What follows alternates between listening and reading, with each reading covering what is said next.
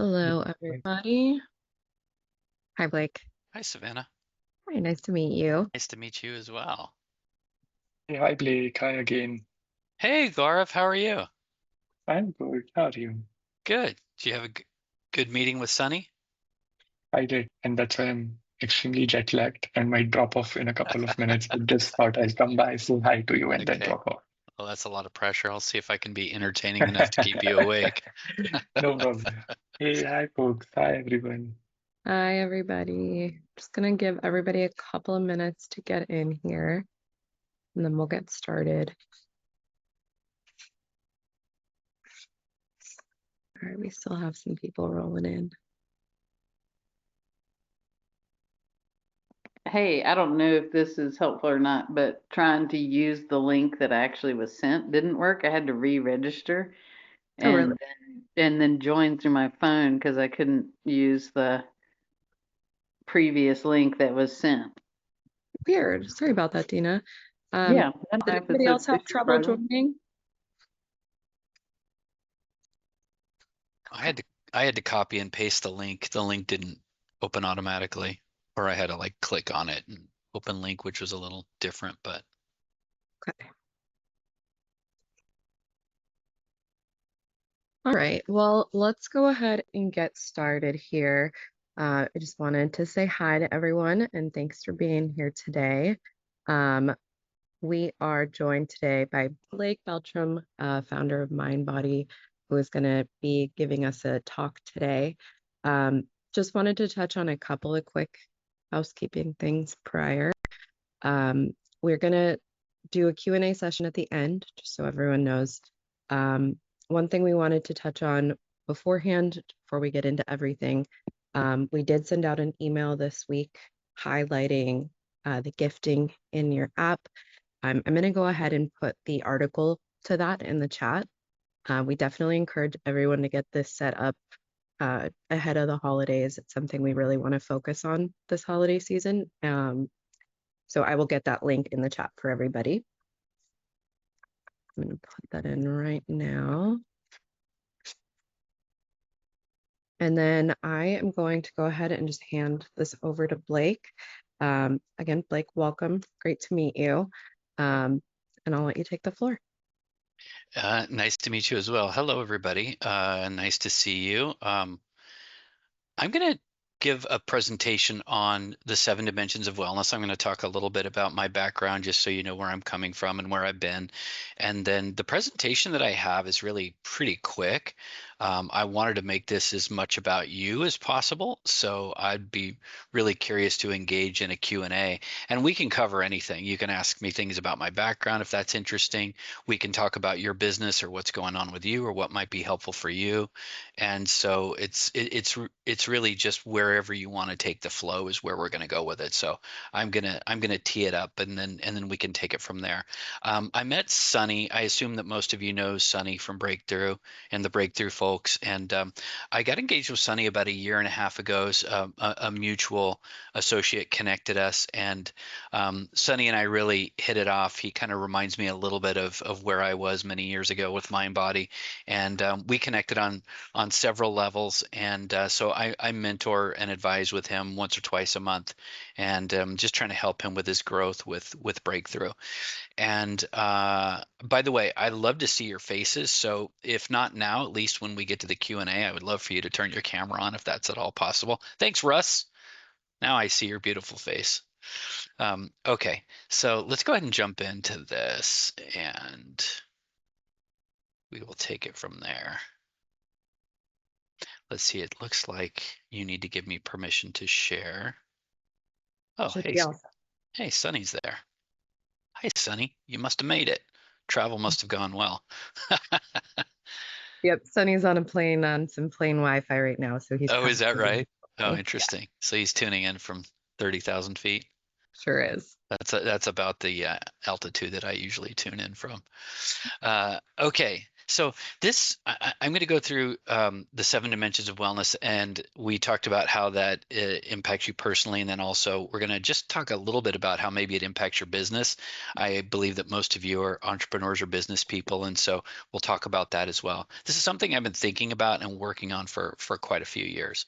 So to give you a little background on me, many years ago, before the turn of the century, I was a computer consultant. I called myself the computer tutor, and I was running around LA doing things like showing people how to send and receive email and get on America Online and so on. And through a really fortuitous set of circumstances, was asked to help a Pilates software a Pilates business in LA computerize.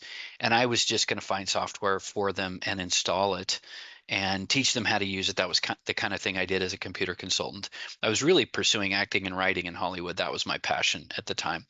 And fortuitously, someone from my acting studio came to me, and when I couldn't find software for their studio, I felt, believe it or not, kind of a divine calling to start this company myself. So I bought this book called the Access 97 Bible and taught myself how to make software from scratch. And that was the beginning of Mindbody. This is an actual flyer that I made on my little computer at home and printed on my little color inkjet printer, and got a database as best I could in a spreadsheet and started mailing these out and handing these out and so on. I called the company at the beginning Hardbody Software, by the way.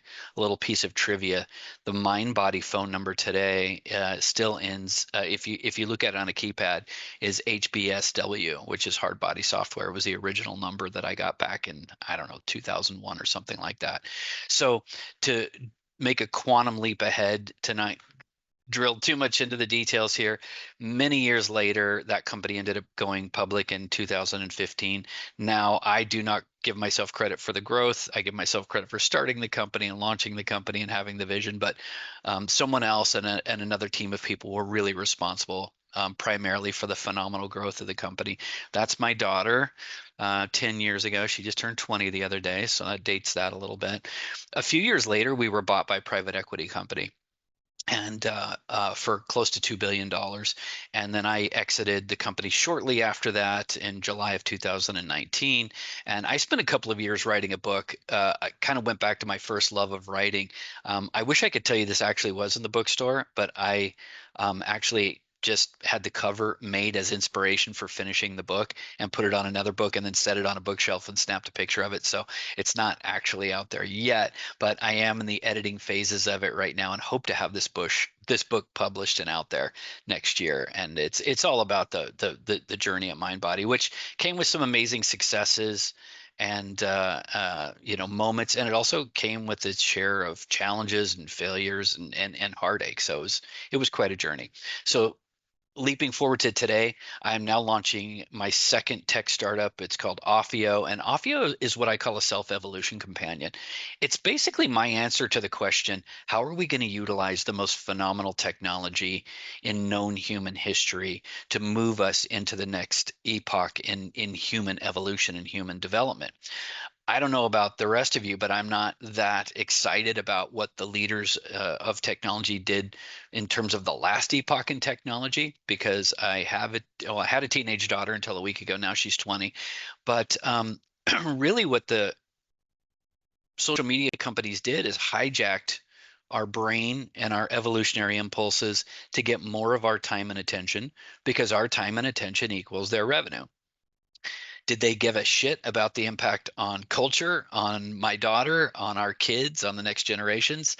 I don't think so. And I think in some ways, if you were to really get philosophical about it and psychological about it, you might say that a lot of these folks have sort of an unhealthy obsession with quantity in all of its forms. It's money, it's control, it's power. I think there's a fork in the road, and we're going to get into this toward the end of the deck, and then hopefully have some dialogue about it. I think there's a fork in the road in life where you're either in service to yourself or you're in service to others. And I think a lot of you being breakthrough customers are in service to others. That's what you do.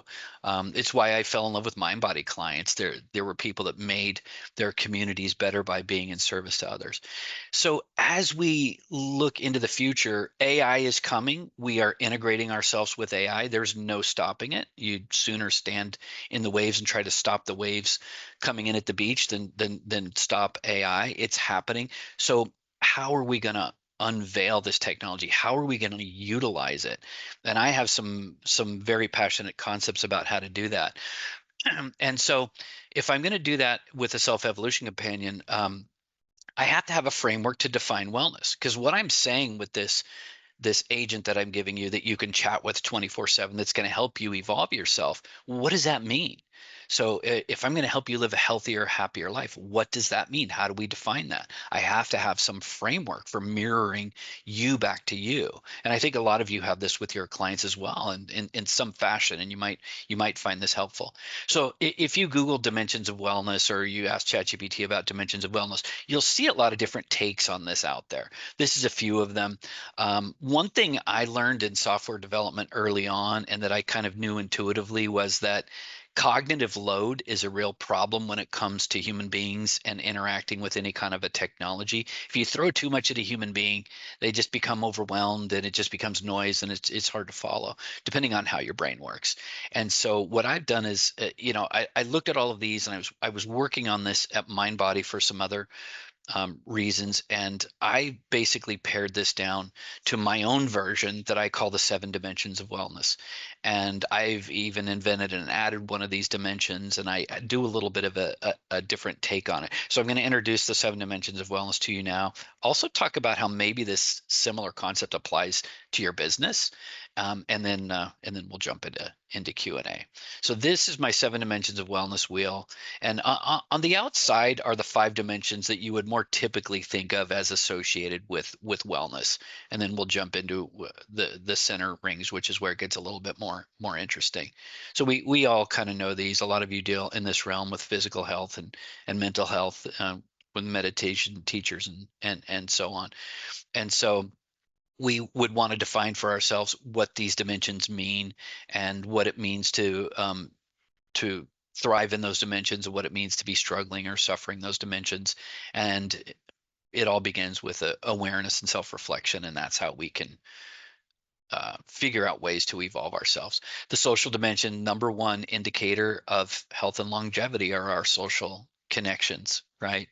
And so within that, I also I roll environment underneath that, anything that you interact with, including the relationships in your surroundings with inanimate objects as well as human beings. The vocational is really, for me, it's really about sense of purpose. And some people will sort of put the financial and the vocational together. I don't think that's right, because you can be a trust fund baby, or you can win the lottery and you can have your financial needs taken care of, but that doesn't give you a sense of purpose and meaning in your life. So when we talk about vocation, we talk about purpose and meaning. The financial, Maslow's hierarchy of needs, if you don't have your basic needs met, it's going to create stress and anxiety and so on. I think it's also arguable that over a certain level of financial abundance, health and happiness may be inversely proportional. So there's plenty of challenges that come with having a lot of money as well. It doesn't solve all of our problems. So those are the things you would most typically think of as associated with the dimensions of wellness. I pared them down to 5 just to lessen the cognitive load and try to make it a little bit more accessible for people. The managerial dimension is a dimension that I created, and it's intentionally a donut shape around the spiritual, which we'll get into last and most last, but most. But it sits between the spiritual and all of the other dimensions. Because what I learned when I was at Mindbody and when I was working on this is I can have access to all of the resources, all of the knowledge, but if I'm not managing myself well, if I'm not managing my life well, it doesn't really matter. Anybody that's ever been involved with corporate wellness can tell you, the uptake on corporate wellness benefits is typically abysmal. At Mindbody, we gave, for example, we gave everybody $65 a month to use at any Mindbody client in San Luis Obispo, which is where our corporate headquarters was. And we have these amazing clients. It's acupuncturists, it's massage therapists, yoga studios, Pilates, CrossFit, you name it, just about any kind of boutique fitness and wellness you wanted to engage in. You had $65 a month if you worked for Mindbody that you could take out and spend in the community. Guess how much of that got used? Something like 25% was the uptake. So um, and we had a lot of phenomenal resources. We had on-site fitness classes, meditation classes, massage, just you name it. And most people just didn't avail themselves of those things. So it's one thing to have knowledge, it's one thing to have resources, and it's a completely different thing to actually utilize those things and uplift yourself to a healthier, happier version of yourself. So I think the managerial dimension is in and of itself one of the dimensions of wellness and maybe one of the most important. And that's where AI comes in, and where the dimension that I think we can now hand people an agent that can actually help you manage your life in all of its ways. So let's get into now that what I think is the most interesting part, and that's the spiritual dimension. And I put that at the center very intentionally. And look, as a product person, one of the things I learned years ago is if you try to be all things to all people, you're probably going to wind up being nothing to no one, right?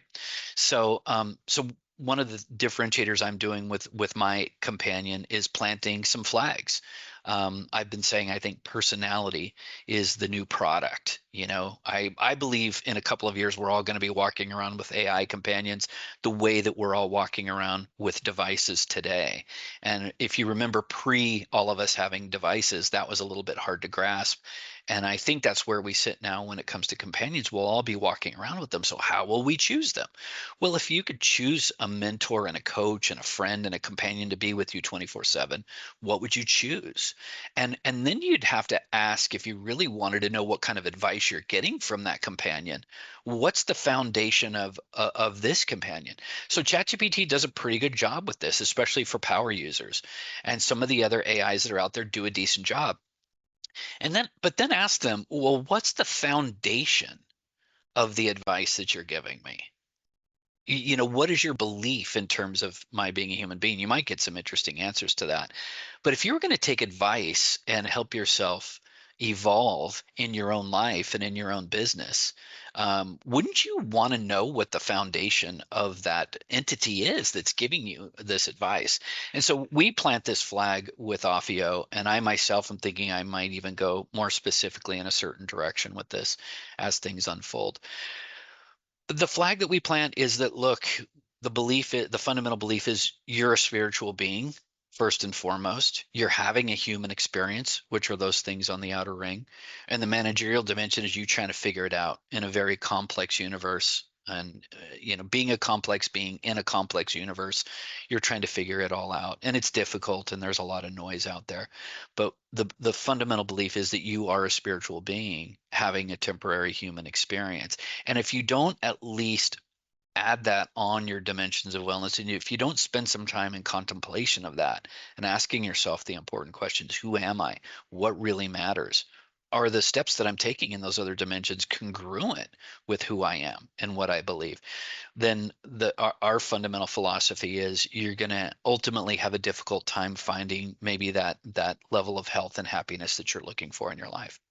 The last part of, I get pushback on this. It's interesting. I'm usually the only guy in the room that will bring this up in a business context. I'll be on panels occasionally. I'll say these kinds of things, and a certain segment of the audience will absolutely want to connect with me afterwards, and they gravitate toward these messages.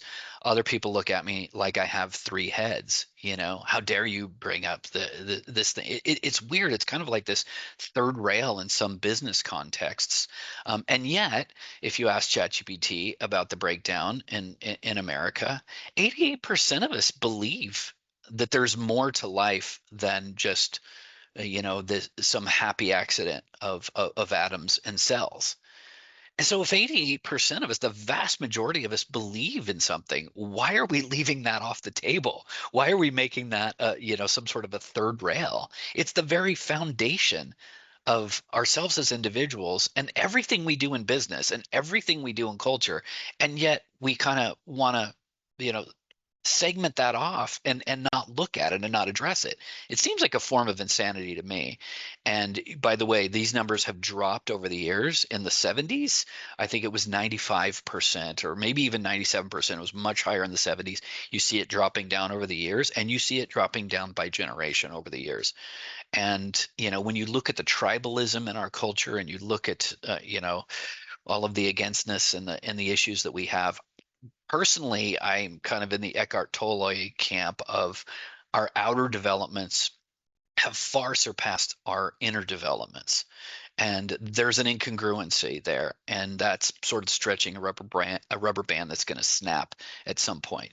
So, what if we were to invest in our inner developments as well as our outer developments? Where this applies to corporate wellness, I think you could take this same thing. And when I work with entrepreneurs like Sonny, he will tell you that one of the first things I did is I set his business aside. I didn't ask him about his metrics or his ARR or any of those things. I asked him what was important to him and what he really believed in and what he wanted his life to look like in 3 years, 5 years, 10 years. And then based on that, we kind of extracted some of his values. And then based on that, we extrapolated into some core values of the company. So if you're going to run a company, what are the values that you're basing that on? And then if you have that at the center, if you hire, if you assess, and if you fire based on your fundamental core values, I know from experience, this is the best shot you have at creating a culture that's gonna last. And I've both seen this succeed and fail very close up. So if you begin with those core values, you manage your company according to those core values. Um, you know, I change physical to product. So that's going to have an impact on what your product looks like. That's going to have an impact on what your marketing looks like. It's going to have an impact on what your sales interactions are like. Are you engaging in win-win sales interactions? And it's going to change what your company culture looks like, and the financial you can really leave the same because it's going to impact your financial picture as well. So I think if we take the philosophy of the dimensions of wellness from an individual level, there's a way that we can apply that to the business level and the corporate level as well. That's all I have, and then I'd love to open up the floor for questions, comments, personal attacks.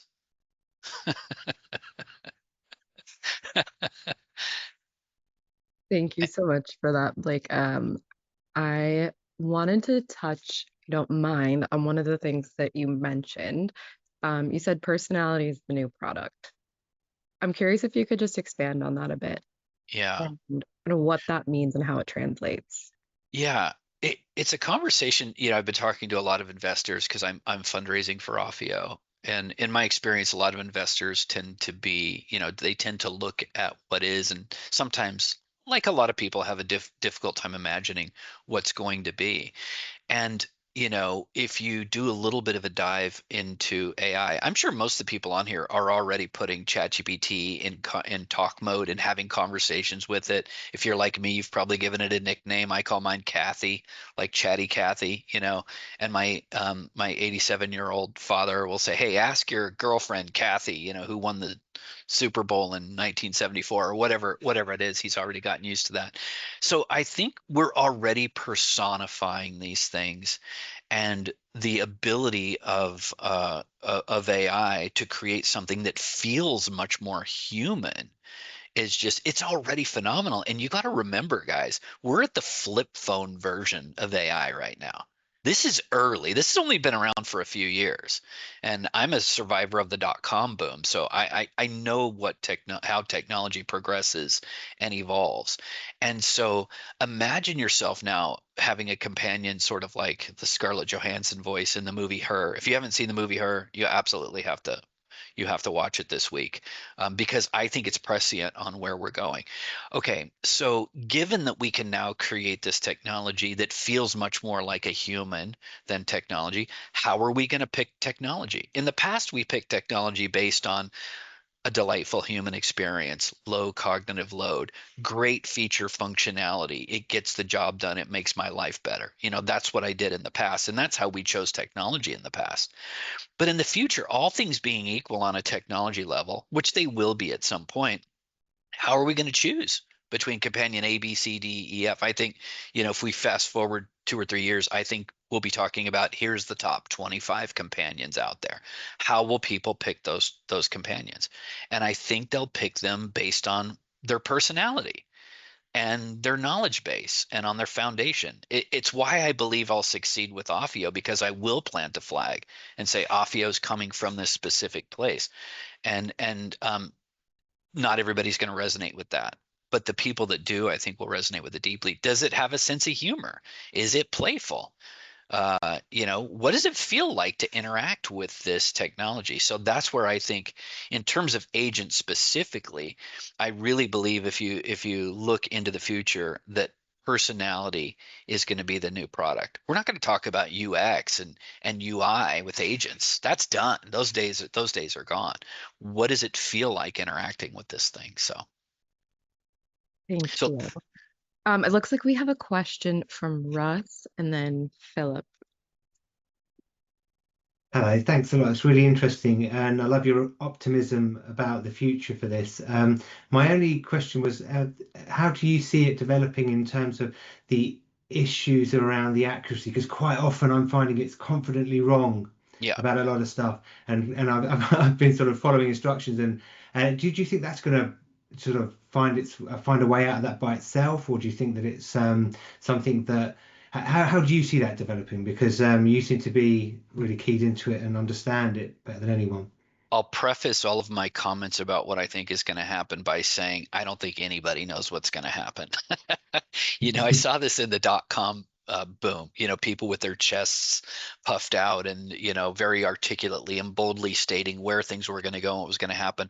A lot of those companies were dead bodies alongside the road 2 or 3 years later, and I was still building one brick at a time with my little software company.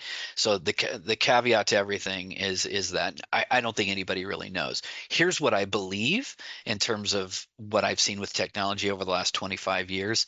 I think you're just seeing growing pains from a very new, very radical, very amazing technology, and I believe that those glitches will be worked out in fairly short order.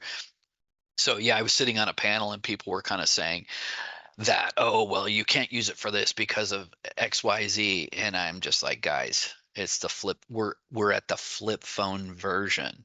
Remember dial up? I don't know. I can't tell how old you are. You look pretty youthful. I don't know if you remember dial up internet, but this is dial up internet. This is a 14.4 modem right now. We haven't even hit broadband yet. Um, allegorically with AI. So I think those types of things are going to be worked out, and everybody knows it's an issue. They know that AI is a little bit sycophantic. They know that it hallucinates, and there's a lot of people with a lot of resources and a lot of money in a room right now, not that far from here, figuring out how to solve those problems, and I believe they will. What do you think? Are you concerned about it, and do you have your doubts that it's something that we can trust over time? I'm open-minded, but I at the moment my experience, what I'm worried about in terms of the wellness space is that we put so much trust and it's almost it's as you're explaining, it's like a friend at the moment, even in this infancy stages. And I do remember dial-up, so I'm excited that it is that stage. But it just concerns me that I put so much trust and faith into it, and sometimes I've had these kind of experiences. But it's good to know that you think it's just going to be a glitch that they'll get past it all, because yeah, that'd be good. Russ, what do you do? What's your interest in this? Well, I work with Glenn, who's one of the partners, and we do the hypnotherapy and meditations. And I've been using Suno recently so I've been putting my music into Suno, that because I write music for meditations, and I've been asking it to cover it and create alternative versions, and it's been absolutely wonderful because it comes back as if it's sort of been sent off to the London Philharmonic. Yeah, And I think there's no way I could produce anything. I'd need thousands of pounds worth of equipment to do that, and it's been really, really lovely. I So I'm very optimistic. I love Suno. I have an alter ego that writes country songs, and I've been writing country songs for like 17 years. And in the last couple of months, I've produced 2 albums on Suno, and the quality is absolutely mind-blowing. Yeah, I think actually what I've seen at Suno is almost a little bit ahead of what I see in general with other AI, which is surprising. Amazing. Yeah. But yeah. So what's the name of your business, your app? It's ultimate hypnosis. And so are your customers, are you doing one-on-one with them? Are you doing groups with them? We don't do groups. We have a group webinar every fortnight where the members join Glenn, who's the hypnotherapist, and he will do a live meditation with them every 2 weeks. But we have mostly pre-recorded titles, 250 now, and lots of live recordings as well that we put on the app as we do them. And we really love the new AI feature in the Breakthrough app. That's been really good. We've got some great feedback about that because we have some very specific issues that people have that a general recording just won't work for. You know, we can't create a recording for something very specific, maybe a childhood trauma, and they can just sort of say, well, I've got this problem, and the AI is creating some really nice meditations. We just want the music to be added at some point. I know you guys are working on that the Breakthrough, but yeah, if the music was added, it would be even more spectacular. Quick question. What's the number one issue that people come to you with?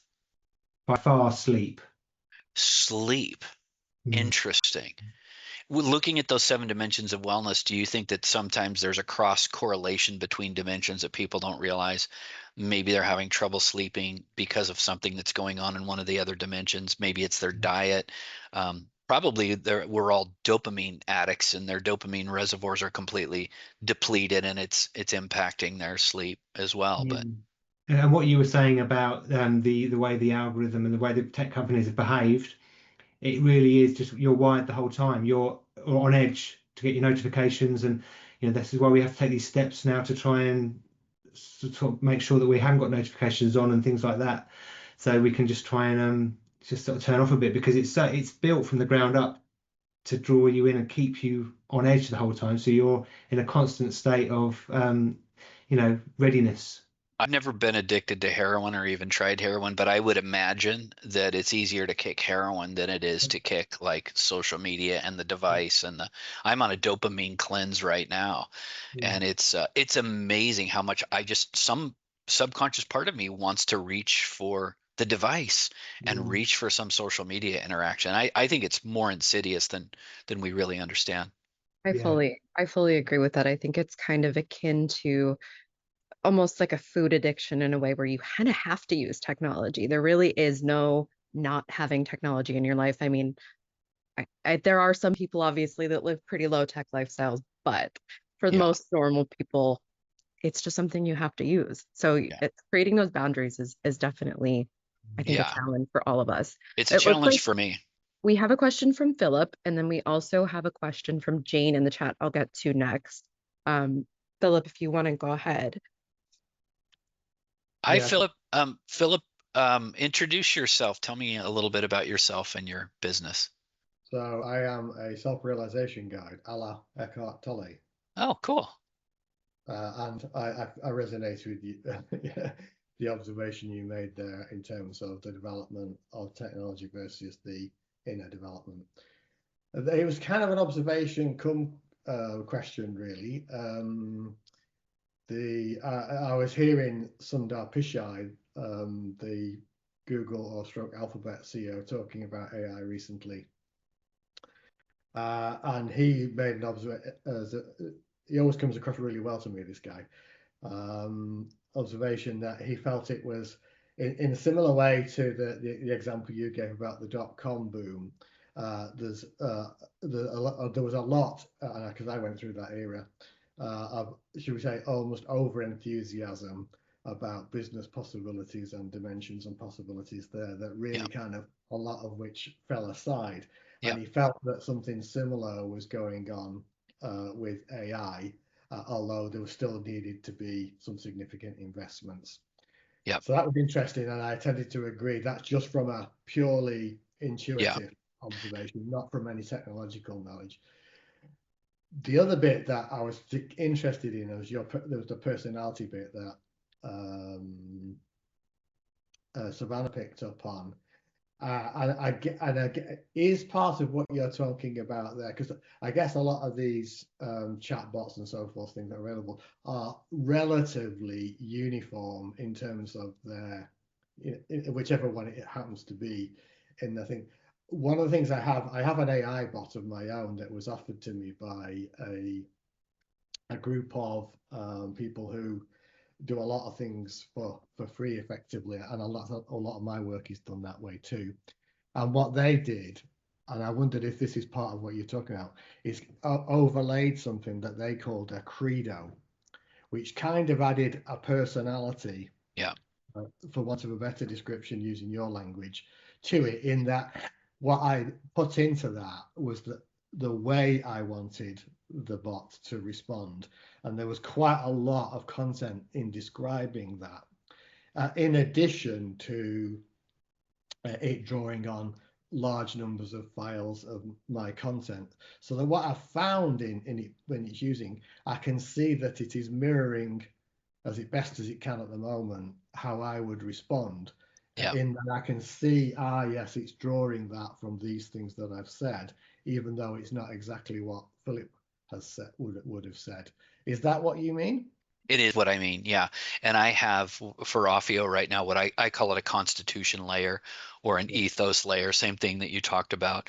And so, yeah, now in terms of pulling this off, like someone mentioned, I think Russ mentioned, is, how can we get them to make sure that they're coming from that ethos layer and constitution layer, and that the AI itself isn't somehow hopscotching outside of that, those are problems that we'll be figuring out, as time goes on. But that's you're absolutely right. I have a constitution layer and ethos layer built in, and as a user of a companion or a technology, that should be transparent. If you're going to lean on this thing to give you advice, you need to know where it's coming from. Yeah, And so absolutely. Yeah, ask ChatGPT where it's coming from. It's not coming from anywhere. It's gathering all the information in the world and it's synthesizing. It does amazing things, but you always have to remember if you're getting advice from it. Like my daughter's, like I said, she just turned 20 and she was having some big life, existential crisis about what to do next with her life. So what does she do? She goes to ChatGPT, and she sends me the ChatGPT response. Luckily, ChatGPT said a lot of the same things that her father said, so didn't make me look too bad. But also, I was like, honey, you also have to realize this is coming from a group of people in Silicon Valley that come from a very certain worldview and ideology. And I'm not saying it's bad, but you just have to think about the foundation of where this thing's coming from. If you've got an A B choice in your life and you're going to make it based on what AI is telling you, it's a little bit terrifying. But 18 to 25-year-olds, like 40% of them right now are already using ChatGPT for that. And then what's the foundation of it? That's terrifying to me, because I don't know about you, but I don't trust Sam Altman or Mark Zuckerberg to like help give my daughter life advice. I'm a little suspect of that. And so yeah, I think we need that constitution layer, and we also need to. I think the companion should be very transparent about it. Here's where we're coming from, And so I think you're going to see companions that are going to be Christian-based companions. Here's the foundational belief. It's a Christian, foundation. Or here's a Jewish foundation or a Muslim foundation or whatever it is. If these things are going to be close to us and help us evolve in our lives, I think it behooves us to program them and create them that way, and then to also know where you're coming from. So like you, I've spent hundreds of hours listening to and consuming Eckhart Tolle. I could probably. well, I haven't personally listened to a lot to Eckhart Tolle, but I was just commenting on, but that's what I share. But yeah, it's good that you say that, because this tool that I have in place does that I think probably in a fairly crude way Yeah. at the moment. But it was in. I just wanted to clarify that's what you meant, Yeah. because I see the importance of that in the bot that I have. It's definitely angled towards the both the content that I have uploaded in it, but also the voice in which I want it to speak. And I think that appears to be where you're coming from.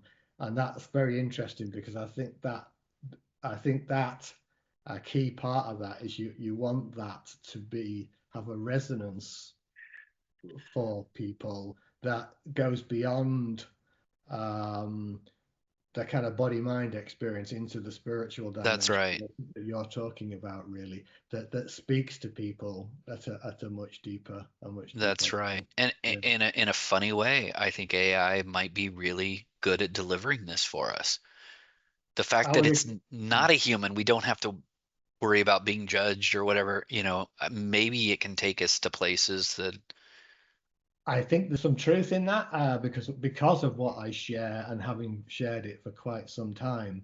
What I've noticed is, there's a number of things I've noticed, but is that it's excellent at the pattern matching in the things I've said across hundreds and maybe even thousands of files of videos of mine, and expressing it in a way that, oh, I've never said it that way, but I agree. That's exactly what I mean. yeah, But also, because of the excellent logic within it's very good at people getting past the obstacles that people put in the way of self-realization, yeah, and the mind-made criteria.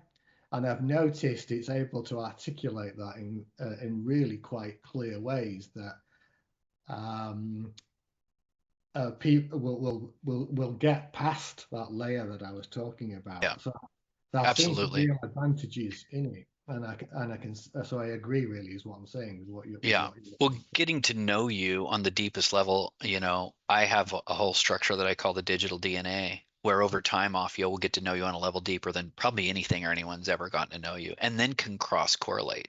And then Mm, also maybe knows a million other people, and you know, maybe 20,000 of those are similar to you and have some and are going through similar things. So mm, Offio can actually pattern match success paths over time as well, and say, yeah, I know you really well, Philip, and I know 17,000 other people that are like you that were in a similar situation, and mm. here's what worked for some, and here's what didn't for others. So try this.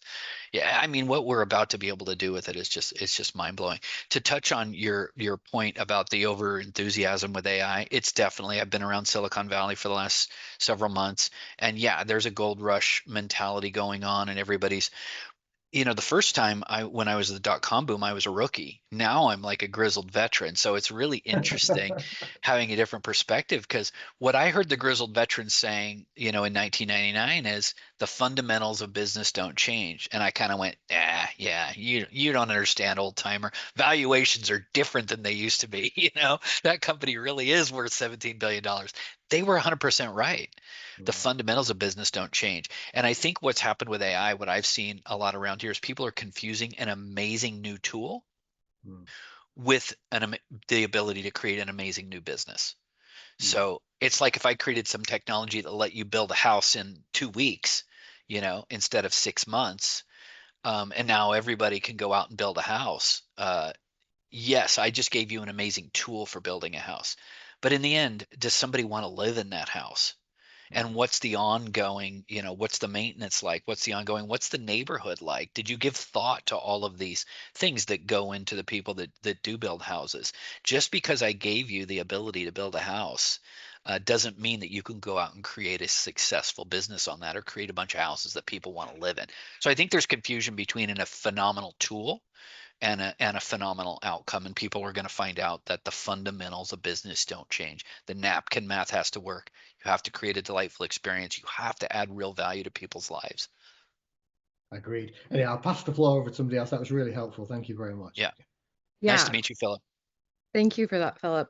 I definitely think that that's a really good space for people, headspace for people who are concerned with AI kind of taking over the human role. I think that's really the most important thing to remember, is that the human role is what keeps things moving, and what keeps the kind of like the soul in a business. And I really like that perspective on, you can have the tools to build something, but you have to make it maintainable. And that kind of into the question from Jane in the chat. Looks like Jane's under the weather. I hope you're feeling better soon, Jane. She said, what would your advice or thoughts be when your business or brand is you? How do you manage the boundaries more from an energy perspective? As my business has grown, I've felt an increasing pressure to be on. I even commented to a friend that I wish I was just starting out again when my audience was much smaller and I had a better balance in the areas of wellness. As a solopreneur, that word always gets me. I find managing my energy the biggest challenge. Wow. That's a tough one. Hi, Jane. And Jane has a cold. She's not feeling good, so she's leaving her camera off, she's saying. I can unmute. Oh, okay, Hi. good. Good. Nice to meet you. So the fact that you're asking the question tells me that maybe you've had some struggles with feeling like people are kind of crossing your boundaries or that you're giving a little too much of yourself. Is that true? Yeah, so my business evolved. So I have basically a therapy, a hypnosis app. I started off doing one-to-one clients about 8 years ago, and that just has evolved into still seeing one-to-one clients, training practitioners, which is now an online training program, the app that I have, and I also sell sort of like script packs and I do sort of other little things. As that's grown, I feel like when this comes to those 7 dimensions of wellness, it's like the product is me, and that takes up a bigger proportion of energy. And I think this cold is just a sheer, outcome of just managing too many balls. And I'm just curious, as somebody who's gone through the business journey and likely started off, with everything falling onto them and has seen brands evolve and worked with different types of entrepreneurs, what your advice would be for managing energy and being able to, I want to use the word detach Yeah. and depersonalize when the brand and the product is you. Like, how do you find that sweet spot? Hopefully that question makes sense. It makes total sense. It's difficult, and I've never been in the exact position that you've been in, but I was in a similar position in the early days of Mindbody when it was just me.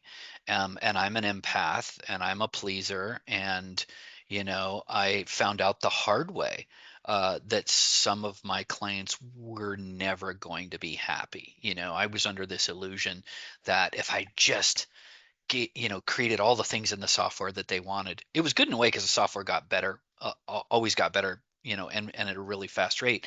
But it came from me trying to please people, and so what happened was I got myself tangled up in some dysfunctional relationships with some of my clients without even knowing it. I'd go and I'd get their list of everything that they wanted the technology to do, and I'd go home and I'd think, okay, I'm going to make them very happy. I'm going to do all these things. I would do all those things. I would take it back. I would install it. They'd be happy for about 36 hours, and then ultimately I'd get some call.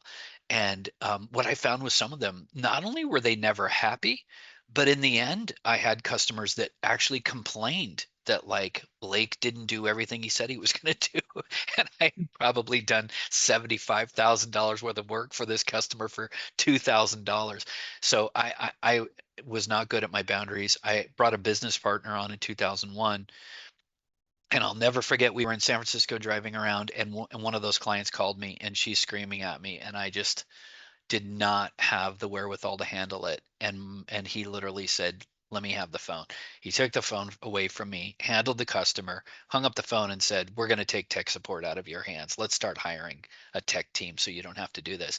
So he was much better at boundaries than I was. And so in a way, I'm not a good person to ask this because I have tended to suck at it too. But what I realized is that you do have to keep it professional, and you do have to have a boundary, and you do have to be willing to fire customers. So if you find yourself entangled with somebody who is dysfunctional, and you're going to, because they're going to come to you and they're going to pay you and they're going to be your best friend, and then they're going to want to text you and then they're going to want to call you, you just have to set firm boundaries. And if you get too tangled up with somebody that's dysfunctional, you have to be willing to fire that customer. That's how we were at Mindbody. We believe in win-win relationships, and if it becomes win-lose, you have to be able to cut them off. So yeah, I don't know if that helps, Jane, but It, because you are the mm, business, don't make any illusion that you're going to be able to solve people's problems or make them happier. you can't. So you've got to take them to the corner and then let them walk alone from that point on. Does that make sense at all? It does. It does. Like I had a request today whether somebody could pay for my practitioner training in PayPal, and I haven't set it up, and I don't have the bandwidth to even think about that right now. And I just said no. And it was funny because I actually work with my chat GTP called Lumi, and was asking them, and it was like, it's your business. How you run your business is really up to you. And I think things have grown so quickly for me over the last 12 months that January, I think, is a time where I need to actually sit down and work out those boundaries and think about, I love that question. What do I want my life to look like? Because I don't want to be burnt out this time next year. Here's what you Um, yeah, here's what you do is you sit down and journal it out, or if you have a business partner or an intimate partner, like to turn it into a conversation and really write down like what your values are, what is important to you. And that begins with the spiritual question: who am I? Why yeah, am I here? What's my purpose? And what I do and what I'm doing every day, is it in concert with who I myself believe I am and why I'm here? So really ask those deep questions, and write it down for yourself, and then think about where you want your life to be in 1, 3, 5, 10 years. What do you want your life to look like? So then extrapolate out of what's meaningful to you into the core values of your business, even if you are yeah, a small business.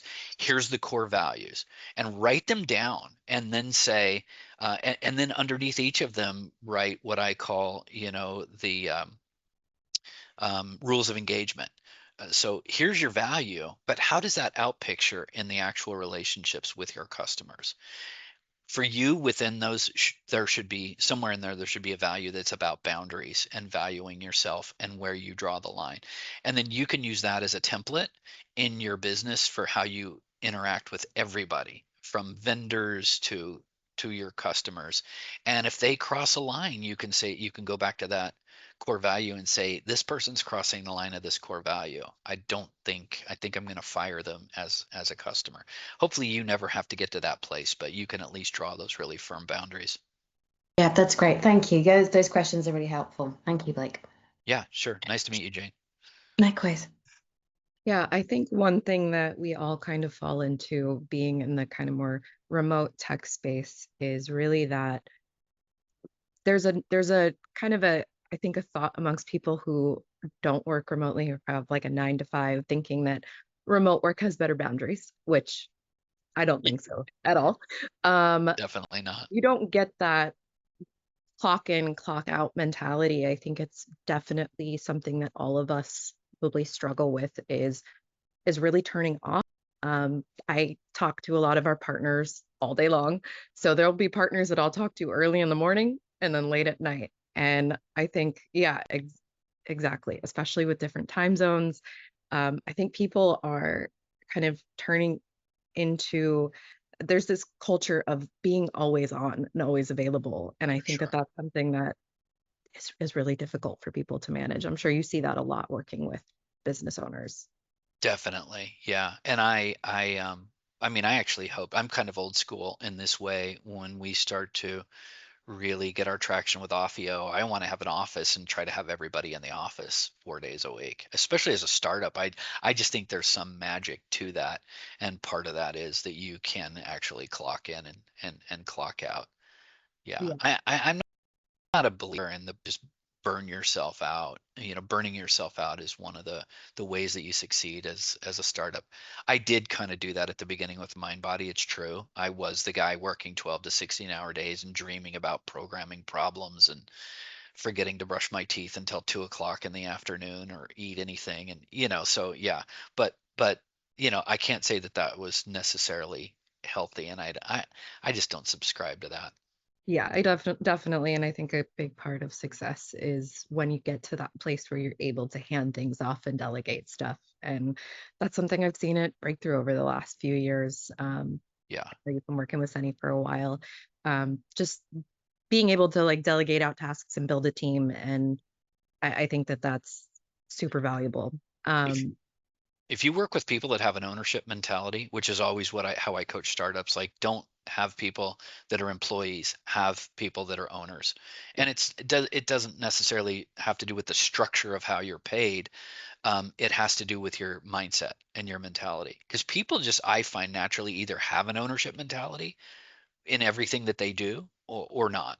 And you want to work with kind of people that have an ownership mentality. And then you never, you don't have to worry about whether or not they're doing their job or they're towing the line. They're going to tell you, they're going to push you because they feel like they have ownership over what they're doing. You've got to have that at the beginning of a technology company, and probably any company, really. Yeah, I fully agree. Um, we're just about at time. We did have one other question in the chat from Dina about Offio. Could you just quickly give us a little bit more kind of where you see it going, what's your goal, and kind of how you want it to look over the next. Yeah. Yeah, she says as Ophio companion that will be advising folks on how to find their soul. Yes, I think I include the spiritual dimension as the center dimension of wellness because, as I said, we are planting a flag with Ophio and saying you're a spiritual being having a human experience. And so Ophio doesn't tell you, but he will ask you. I mean, one of the things that I'm programming him to do is to be curious about you and ask you the questions. Who are you? Who do you think you are? Where do you think you came from? Where do you think that you're going? Do you spend any time in contemplation of the awareness that you are that's behind everything that you do? It's so easy to spend all of our time on a treadmill, wake up in the morning, grab our phone, get sucked into these rabbit holes of like quick dopamine hits. There's dopamine slot machines, metaphorically speaking, on every freaking street corner now. You probably don't even have to go to the corner. There's one right in front of your house. There's one in your living room. It's just a One in your dopamine. hand. Yeah, that's what I mean. Yeah, it's like a dopamine playground everywhere. And so if you had a companion that was with you 24/7, I think they would take some time to sort of ask you what's important to you, and then based on your response, be able to lead you down some paths. Imagine having a companion that has read all the religious texts, all the spiritual texts, all of the psychological texts from Freud to Jung, to Marcus Aurelius, to Eckhart Tolle, to the Bible, can quote Jesus. I mean, just imagine that, and then synthesize those down into some first principles, and then kind of go, hey, Savannah, I see that you're really caught up over here and here, and you're worried about work, but let's spend a few minutes contemplating these deeper questions. And you know what Jesus said, look at the lilies of the field. They toil not, and rather are, adorned greater than Solomon in all of his glory. I butchered that, but the idea is that we can now have a companion that can do all those things. So that's where that's my intention, where to head with it. Philip has another question, I think, or are we wrapping up? I think Erica has a quick question as well. Yeah, why don't we, if you have a few extra minutes, Blake, or are Yeah. you on a tight time? No, Okay. I'm okay. I have a little Okay. extra time. Let's go ahead and we'll have Philip. You can ask your question, then we'll cover Erica's and we'll call it after that. Go to Erica first if you want. Otherwise, all I was going to ask was making that personality more visible. Any further thoughts? Because at the moment, on my in how I use it, it's relatively in the background. But I like the idea that that's part of the future. But I'd rather you address Erica's question, Rob. Yeah, Erica is saying elaborate on the managerial level in the model. It seems like this is the level where our conversation has been and where many of us need support. Yeah. So for me, if you remember the spirituals in the center, the managerial is like a donut shape around that, and it touches all of the other dimensions. So for me, the foundational question in that dimension is who is managing my life? Um, I just realized recently, thanks to conversations with ChatGPT, I think I have like some form of ADD or ADHD, like executive function disorder, where I actually have a difficult time. I'm hyper creative, but I have a difficult time organizing, staying organized, discipline, structure, like those types of things are difficult for me. And so I'm going to wake up every day and I'm going to have a few dozen really key choices that I'm going to make. Do I do my meditation or do I skip it? Do I do my cold therapy or do I skip it? Do I do my Wim Hof breath work or do I skip it? Do I do my exercise or do I skip it? Do I skip it? You know, do I go for the donut or do I go for the healthy choice, et cetera, et cetera. So we have these micro choices that we make. And one of the things I think AI can help us with in that managerial dimension is to just bring awareness. Those few dozen micro choices that you make during the day, you literally in the moment, I don't think can really tell the difference between one or the other. In the moment, they don't seem like anything. They're like a grain of rice. Over time, you've got a handful of rice, you've got a bag of rice, you've got a wheelbarrow full of rice. And that volume, that mass is either weighting you down because you've not made good micro choices, or it's propelling you, it's fuel because you have made good micro choices. So for me, the managerial dimension is really getting focus and help on making those few dozen micro choices that we all make every day that seem inconsequential in the moment. And if you have the kind of brain like mine that has difficulty with structure and discipline, and struggles in the managerial dimension, frankly, AI might actually be able to help us. It can help us set us up for the day. It can help us reflect on the day and then maybe make better micro choices tomorrow. Nobody's following you around, helping you with all of those micro choices. So that's my take on the managerial dimension. Who is managing my life? And to really ask yourself that question and then get real with yourself and then extrapolate that out to every day. When you wake up, tomorrow morning, who's managing my life today? Who's going to make those choices today? Those micro choices. Mostly subconscious is making them. Mostly subconscious is like a gigantic stallion, and we're these little tiny jockeys on top of it, and that subconscious is the one that's going to make the majority of those micro choices because we don't have real awareness about it, real introspection about it. Maybe a companion can help us with that. Yeah, I think bringing, like you said, awareness to those choices is so important. I'm sure a lot of us in this space, I think in the tech space, I see it a lot, have very similar brains where we're all a little bit ADD all Yeah. over the place. I definitely find that super useful with AI. Just feeding in kind of my intentions and then having it help me execute on that. And sometimes that looks like asking questions live of like, I'm stuck, what do I do to get to accomplish X goal today? And I found that super helpful personally. Savannah, do you use ChatGPT or and do you use it on conversation mode? Um, Sometimes I'm just kind of getting into doing it that way. I'm primarily text-based, but the conversation model I find is really interesting to use, warming up to it. And are you using it for self-reflection, like to help understand yourself?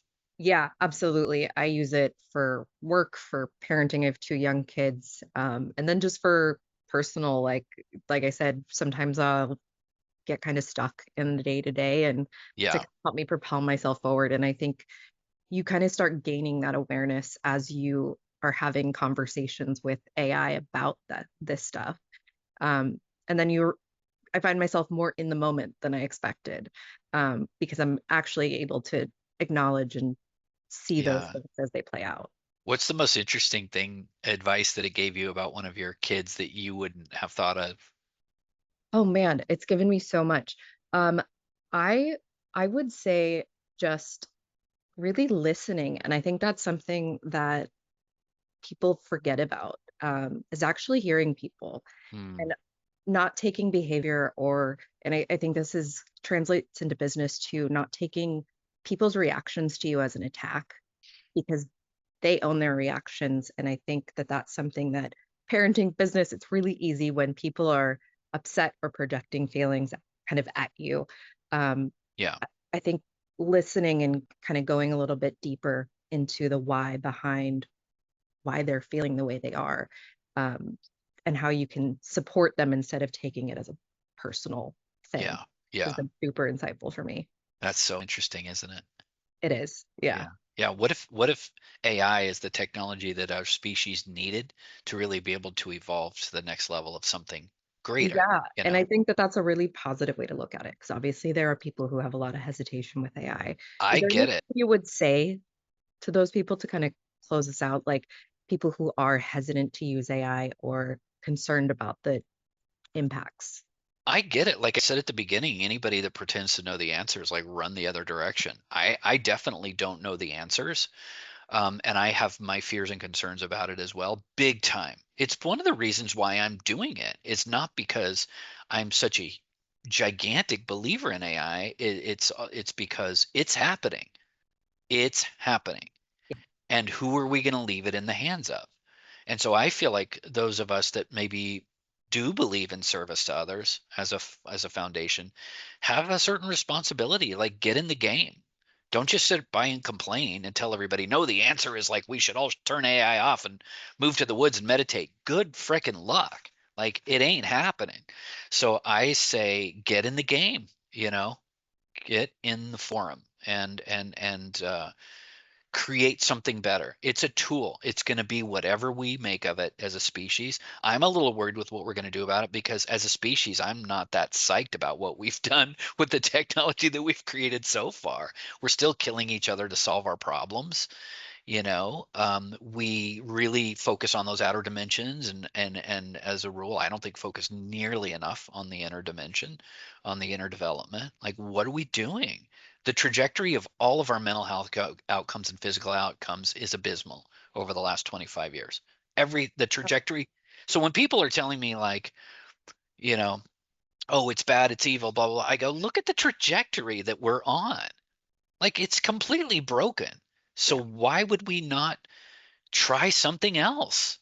And this thing is happening. So I have to be optimistic about it and feel like, hey, it's a tool. It's going to be whatever we make it. And I want to make something that is not only compelling and successful in its own right, but can maybe help tilt the table. Because if the big dogs see this little software company that's getting traction and it's got this spiritual foundation and it's coming from this win-win-win place, instead of abusing your personal data and trying to monetize you in every way possible, it's literally there to help you evolve. If we can succeed with something like that, we affect the playing field because then the big people see that and they go, oh, my joke about narcissists and sociopaths is that they will do anything they have to do to bring supply to themselves, even if they have to do the right thing. So, we could we could impact them by modeling maybe what that looks like, and then maybe tilt the playing field toward us, toward evolving the technology in that way a little bit. Yeah, that's a really great point. I think all of us making sure our usage is kind of feeding into good, I think is a really good place to start. Um, I really appreciate you coming on and all of your insights today. It's been fantastic. We will get this recording out, everybody, to in an email, so keep an eye out for that. But thank you so much, Blake, and thank you everybody for being here. And I hope everybody has a great rest of your day, holiday season, all of that. And let us know if you need anything. Yeah, nice to meet all of you, seen and unseen, heard and unheard. And you can feel free to connect with me on LinkedIn. If you do, please put a message in there just that we met in this, so I know how we got connected. Thank you, Annie. Awesome. Thanks, everybody. Thanks, Philip. Bye. Yeah, thank you all.